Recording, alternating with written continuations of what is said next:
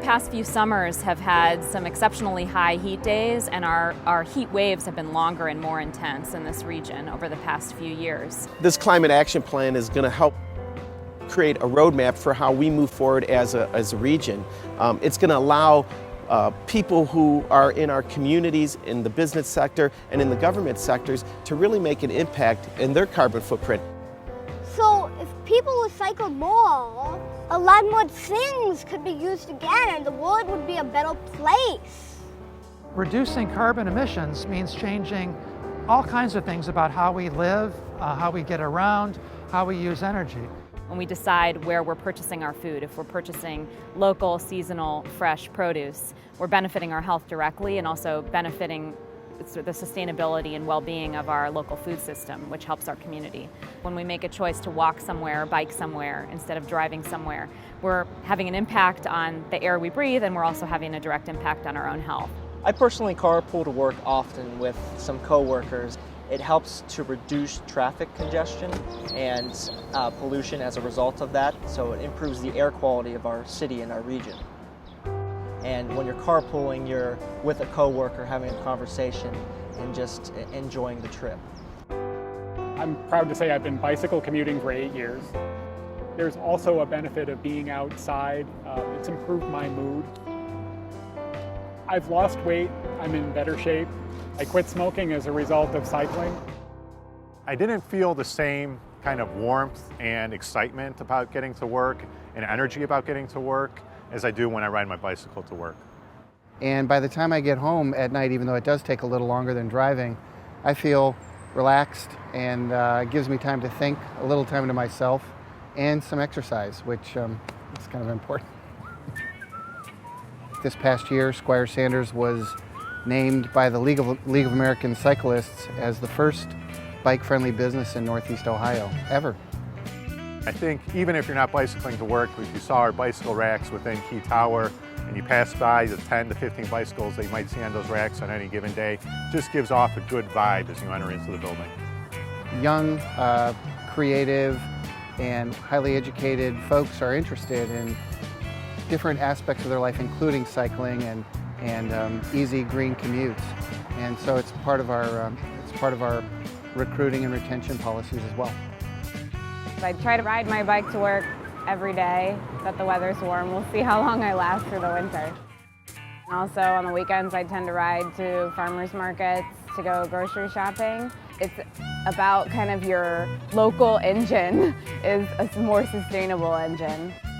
The same goes for consuming or growing local food. You're not having exhaust and CO2 go into the atmosphere because you're transporting it from long distances.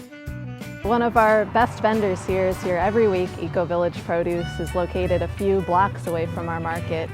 It's super fresh. It's picked the morning of the market, and you can get it that day and go home and eat it that night for dinner.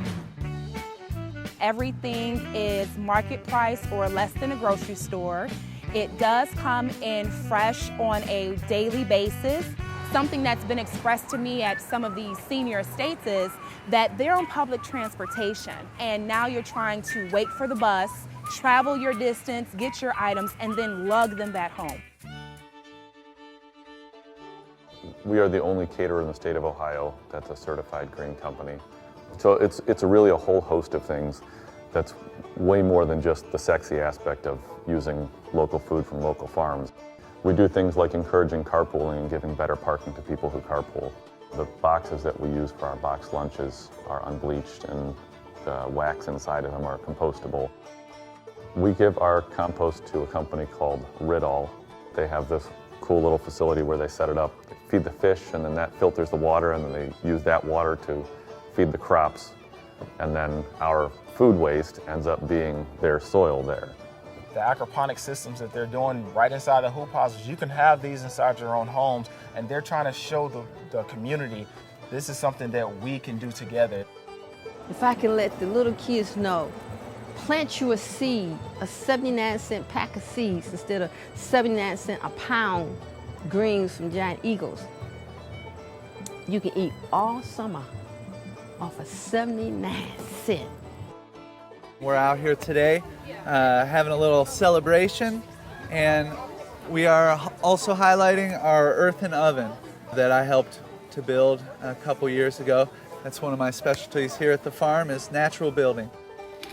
Yeah, it's a lot of fun to give these kids an opportunity to build something and also get to feel a little comfortable and confident that they can create things.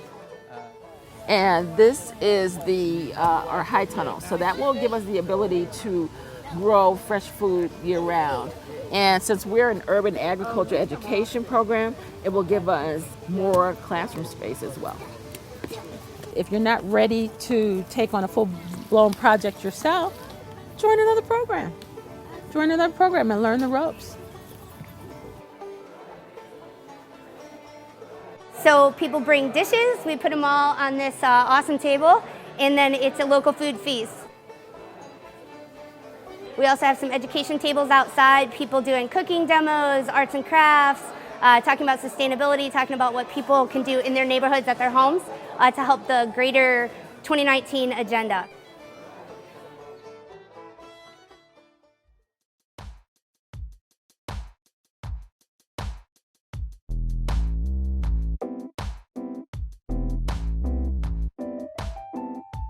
By creating the flea, we've offered stall after stall of availability for people who are young entrepreneurs, people who are starting their own business, particularly people who are upcycling though, who are adding value to whatever product they're making, and they have an opportunity here to sell it. The really exciting part of that is that we are taking a specific section of St. Clair Avenue and bringing in new businesses and using upcycling as a strategy for bringing people together. And so it's a really minimally invasive kind of project that really can turn a neighborhood over very quickly. I think Cleveland is the reason it's succeeding, because they want to see this and they want to support people.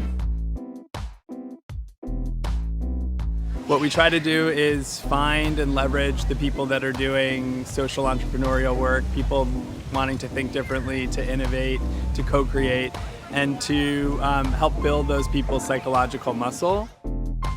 We have found that if you're going to work for a company, you're going to expect more than just a paycheck. You're going to expect a quality of life and a quality of business that's different than what we had in the past. But it will create positive work environments where people will choose to go to work, and that will encourage companies to do sustainable design and sustainable construction. At Tri-C, we hear a lot of positive feedback from students and from employees in these LEED certified buildings that take advantage of the daylight, of how nice it is to have the natural light coming in. So you can see the exposed concrete floor, the concrete blocks in the wall, and the exposed ceiling and ductwork and piping. That was a conscious decision to be using fewer materials in the construction of the building. All the stormwater is managed on-site through on-site infiltration basins, and all the water that hits the building itself is directed out into those basins.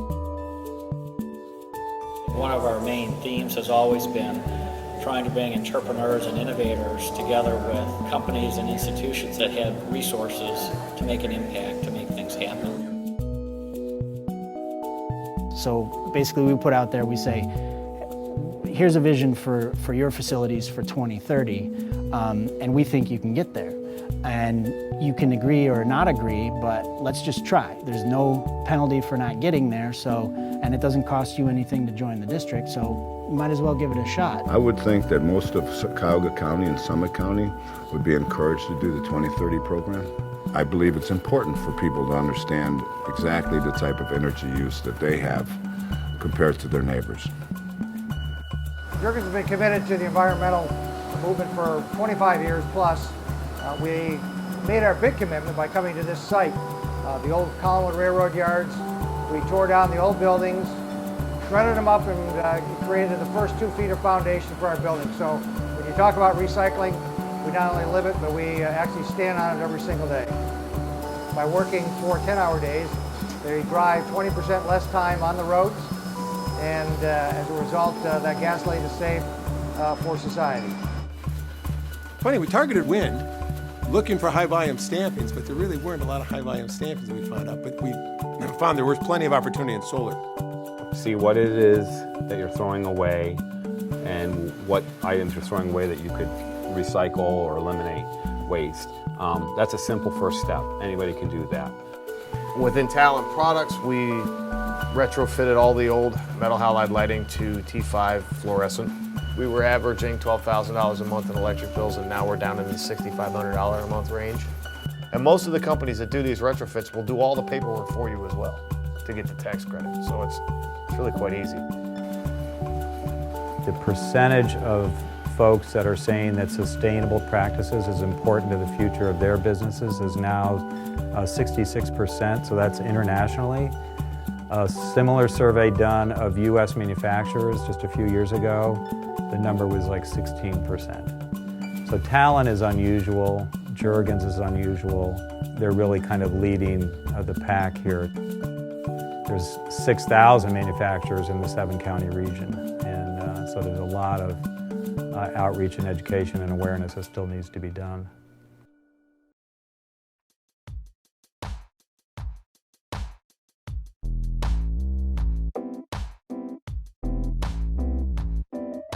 A lot of the things we're going to work on are win-win situations. So you may do it because there's a climate change benefit, but you're really going to do it because it just improves your quality of life, or it helps you save money, or it's going to help create jobs in the local economy. One of my favorite examples is the idea of a street tree. It has all kinds of co-benefits.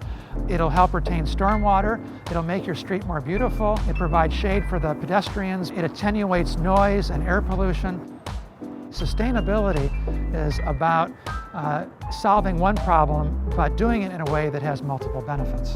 Planting trees and building parks, great for human health, also great for mitigating the impact of high heat days. More things you can do outside to affect stormwater really is disconnecting your downspout with a rain barrel. And rain barrels take the water from the downspout, and you can keep it, and then you can use that water to water your plants or your yard. And that water is actually better to water your plants in your yard because it isn't treated with the chemicals that we use for drinking water.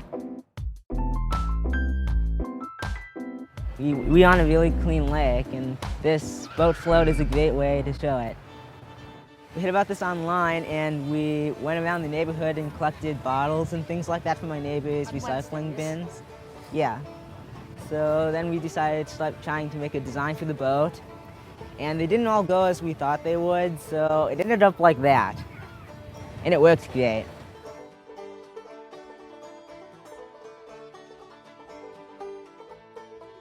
Today we're down at Edgewater Reservation doing a beach cleanup.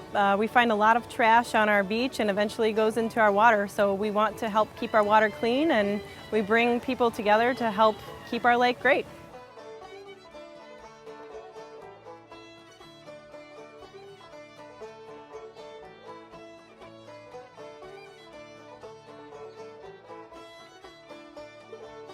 It only takes a couple hours of the business owner's time to walk us through the space and identify what their concerns are. And then our auditors are really released, so to speak, to walk around the building and capture the necessary data. You get an immediate return on investment the second you flip on the light switch now that you've retrofitted your lighting.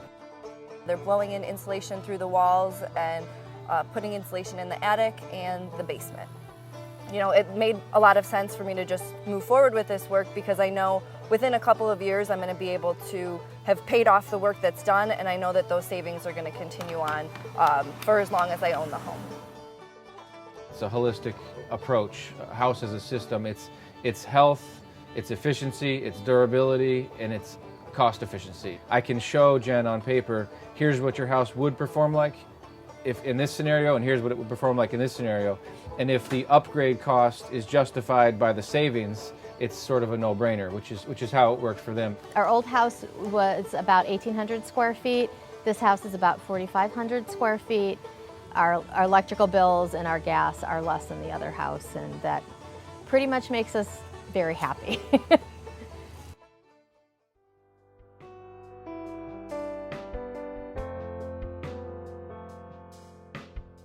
In And if we look at the climate action plan and think about what we can all do, there's a piece in there for all of us, and there's a lot that we can all do together.